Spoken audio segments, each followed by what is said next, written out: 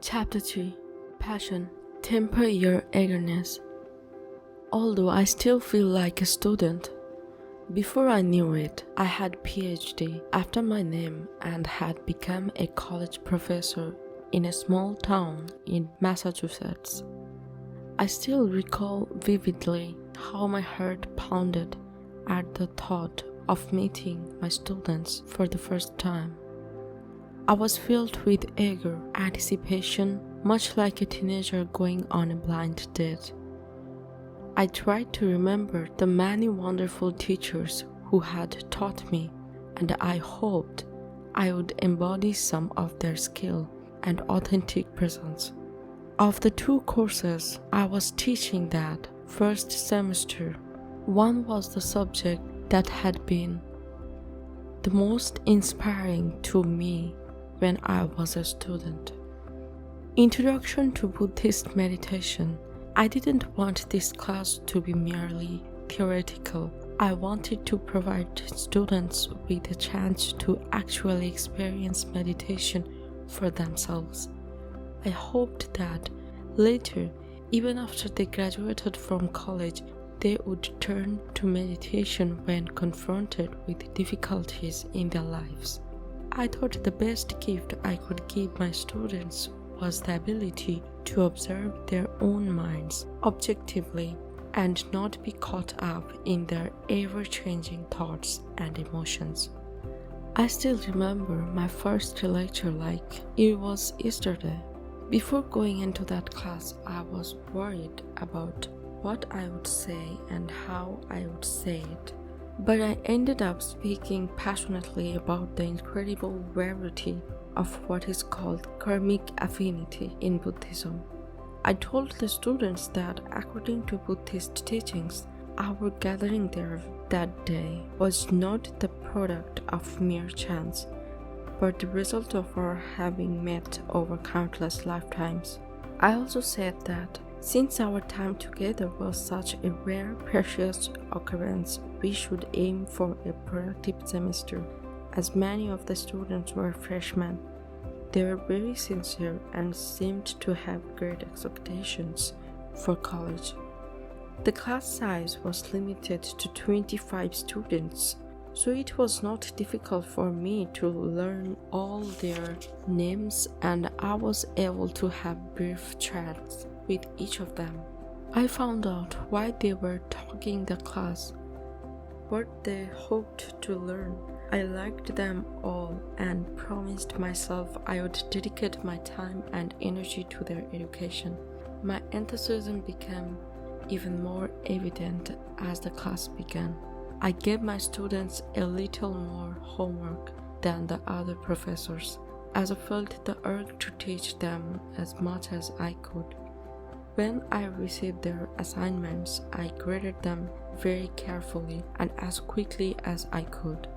In addition, I asked the students to practice meditation every day and to keep journals of their experiences. While other professors typically hosted one dinner with their students toward the end of the term, I held gatherings several times, including a picnic to a local Buddhist monastery. Once I asked my students to join me at a local church for a talk given by a prominent American Vipassana meditation teacher. As the semester progressed, I began to realize that my eagerness was creating some problems. I thought that if I did my utmost to teach the students, they would try their best to follow along. The majority of students seemed grateful that I was giving them a variety of experiences, but a few appeared tired and seemed to lose interest. Students began coming to class without having done their assignments, some without having completed the readings. A number of them brazenly declared that since the visits to the monastery and the local church were not part of the class, they shouldn't have to attend. I began to feel disappointed and even hurt. I couldn't help myself. I was doing everything I could for them, and they were rejecting what I was offering. I examined this feeling of disappointment. When I saw the situation more clearly, I realized how unskillfully I had been conducting myself. This class was just 1 out of 4. The students were talking, important as the subject was to me. The other courses were equally important to them. It was only natural that they couldn't invest all their time in my course. But I hadn't been able to see that clearly and had been caught up in my own desire to teach. No matter how effective the medicine may be, if you demand that someone take it, it can taste like poison. My teaching style was becoming poisonous to some students.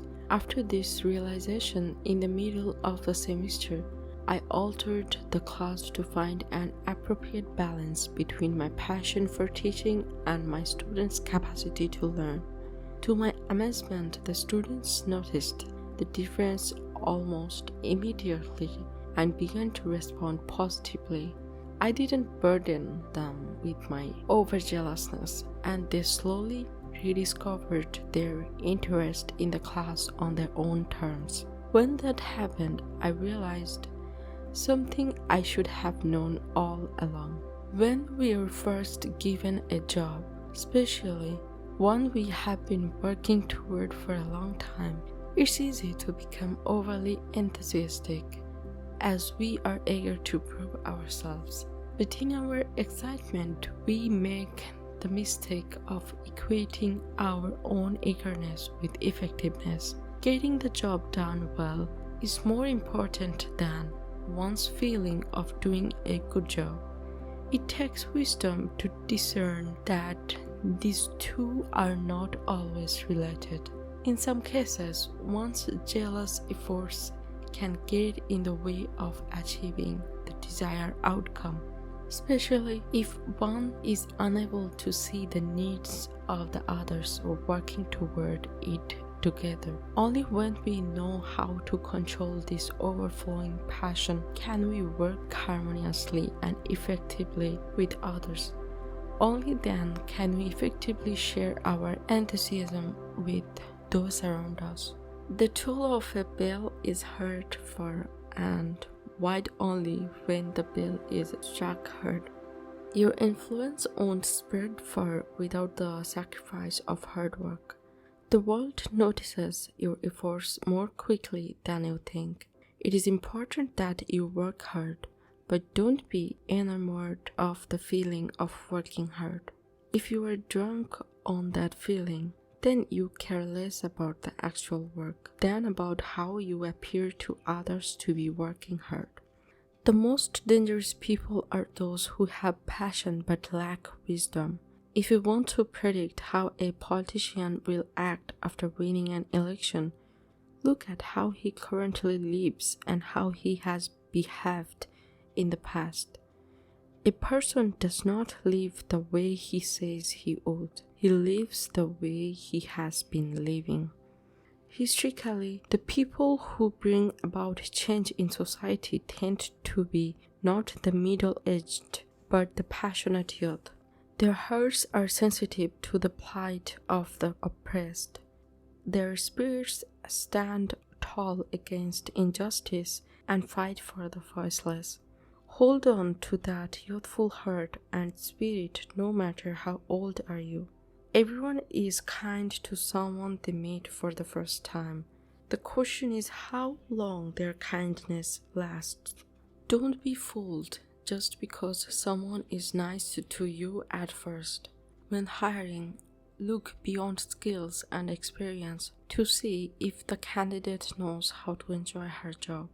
People who enjoy their work are usually more successful than those who don't. No matter what we do, the top button of our business must be fastened properly.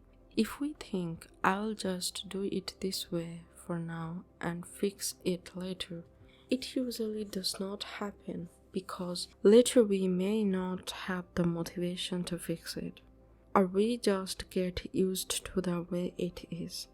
It is like moving into a house and deciding to fix it up over time.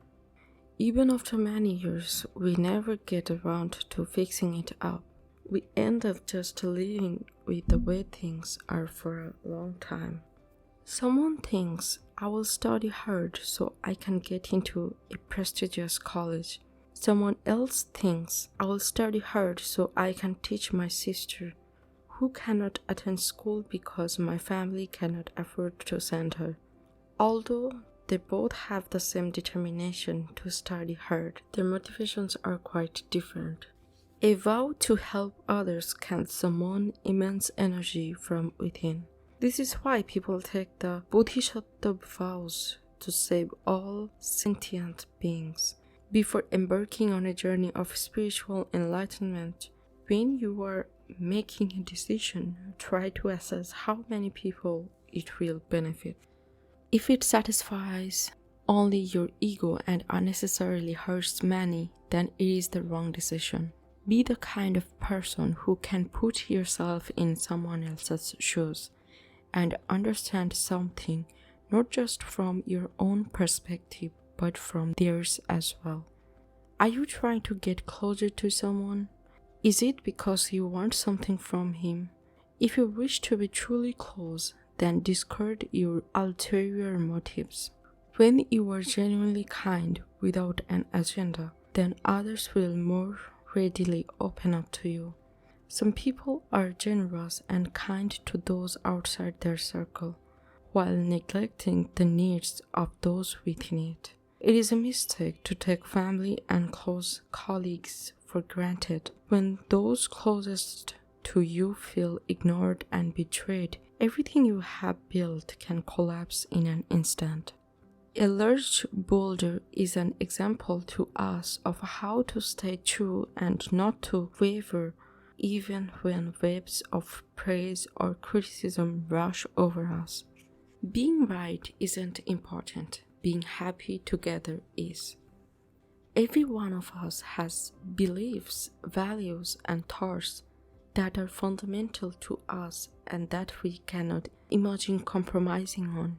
We believe these are irrefutably right and that everyone would agree if they came to their senses. But every once in a while we have to spend time with people who do not share our convictions. We may clash over political views, religious beliefs, or life values. If the conversation touches on these topics, it quickly becomes an argument. No one feels they are being heard or respected, and what remains is mostly anger, confusion, and hurt. We must ask whether it was worthwhile if we make each other feel unhappy or hurt in the name of defending our beliefs. Instead of maintaining the sanctity of our values, shouldn't we care more about the person sitting in front of us? Isn't it better to be happy together than to be right alone?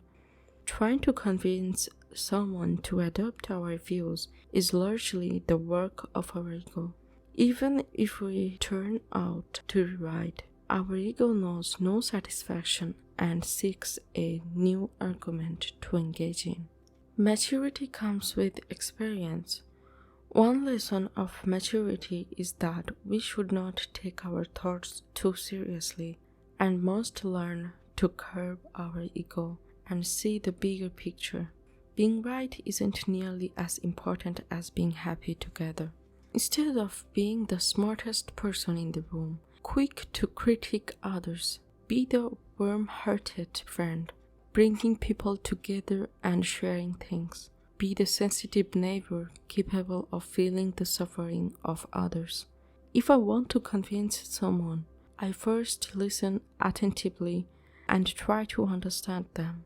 Even if I am right, they won't be convinced until they feel heard and respected. Many conflicts in our lives can be resolved if we put ourselves in the other person's shoes. Try to look at things from her point of view. If you consider only your side, you are no different from a child. If you get angry while debating right and wrong, your enraged voice has just conceded defeat. Being a critic is easy, but if the critic tries to run the operation, he soon understands that nothing is as easy as his criticisms. Criticism without a solution is merely an inflammation of the critic's ego. When you hear something that makes your blood boil, don't shoot off a text or an email right away. A wise person sleeps on it. An instant emotional reaction often leads to a regrettable outcome. It is easy to make people feel special. People usually prefer talking to listening. Ask many open-ended questions and listen with genuine interest. They will feel flattered by your attention and even like you.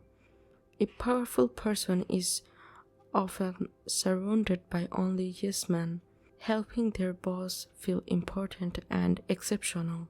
If the people around you always agree with you, they are probably opportunists, not loyalists. When a question has both a long, complicated but logical surrounding answer and a simple answer that can be understood by even a child, the right answer is usually the simple one. When you ask a question and there is no response, then that is the answer. There are only those who know their shortcomings and those who do not. Nobody is perfect. Everyone has shortcomings. If someone looks perfect, then that is because you don't know the person very well. Don't try to make it perfect, instead make it interesting. An interior designer's advice. Do you want to be happy or do you want to appear happy? Never mind what the world tells you to do to be happy. Be truthful to yourself and discover what you really want. Choose happiness, not success, as your life's goal. If you become successful but aren't happy, then what is the point? There are those who want to become successful in order to thumb their noses at the people who looked down on them. But what happens after you achieve success? What do you do after proving that they were wrong? If you want to truly succeed, don't use anyone else's yardstick. Meaningful praise is from someone in the same field as you. It is worth praise from 10 or more people outside your field. Professionals have their talents and areas of expertise. If a client tries to control and monitor every detail, the professional cannot work at full capacity and feels inhibited. If you want the best result, watch with interest but know when to back off. A veteran doctor, lawyer, or accountant won't necessarily provide better service than the passionate young professional who has been in the field only a few years. The amount of attention you get is often more important than the professional's illustrious career history. After mastering 18 levels of Kung Fu, you can hurt someone with the flick of a finger. But if you go on and master all 36 levels, you choose to retreat when the weak foolishly come to fight. Are you moving up? Are you doing well? Then see whether you are succeeding at the expense of others or along with others. If you shove others aside on the way to success, then you will be pulled under once the tide changes.